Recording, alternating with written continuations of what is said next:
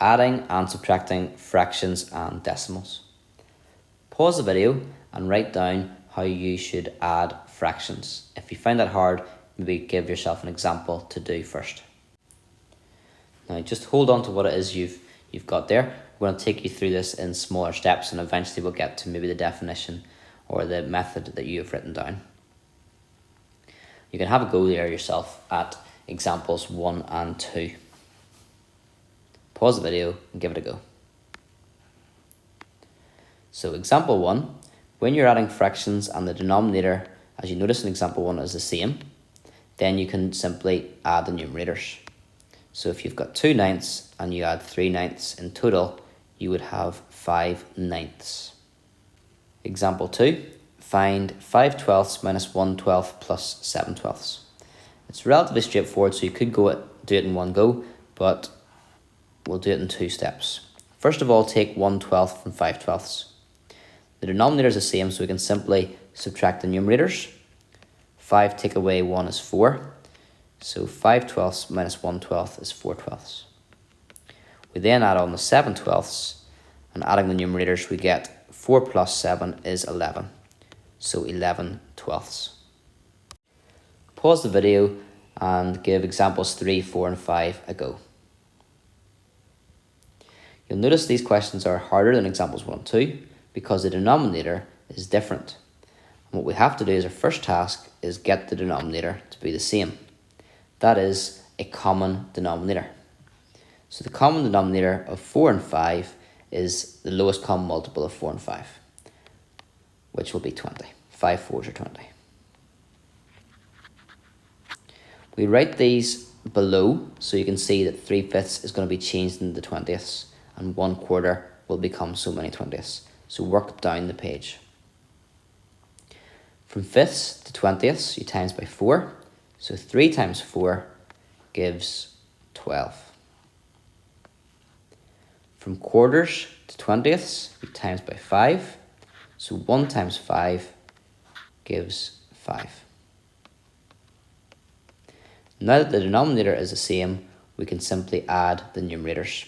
12 plus 5 gives 17. Example 4. Find 2/3 plus 1/9. Again, you need to make sure the denominator is the same. We can get a common denominator. Now when you multiply 5 and 4 to get 20 in the last one, that worked out really well. That always works if you multiply, like here for example 9 and 7 gives 27. That's a common denominator.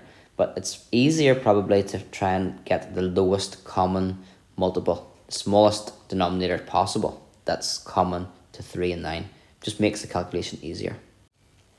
So if we have a look at 3 and 9, the lowest common multiple, the smallest number that they both go into is in fact 9, because 3 goes into 9 and 9 also goes into 9.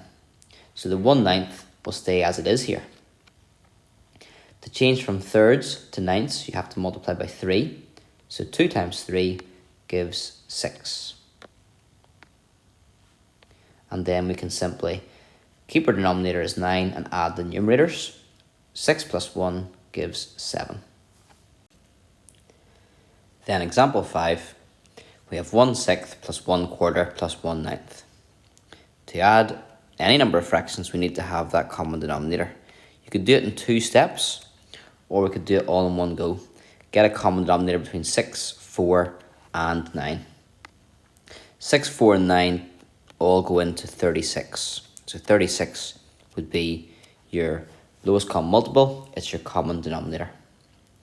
So to get from 6 to 36, you times by 6. 1 times 6 is 6. To get from 4 to 36, you times by 9. So 1 times 9 is 9.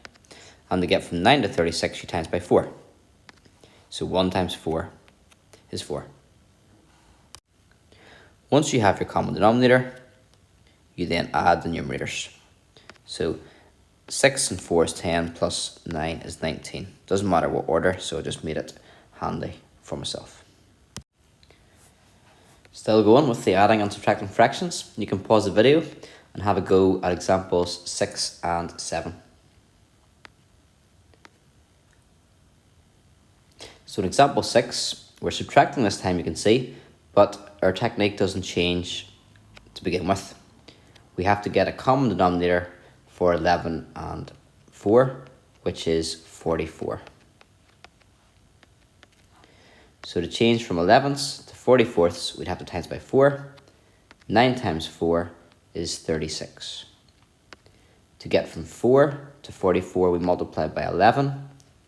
3 times 11 is 33. We write down our denominator, it doesn't change, and we subtract the numerators. 36 minus 33 gives us 3. Example 7, we have 5/6, take away 2/3, and then we will add on 1/4. Again, you can do this in 2 steps. You could work this out first of all, and then add the quarter on, or you can do it in one go. I'm going to do it in one go, which means we need to get a common denominator between 6, 3, and 4.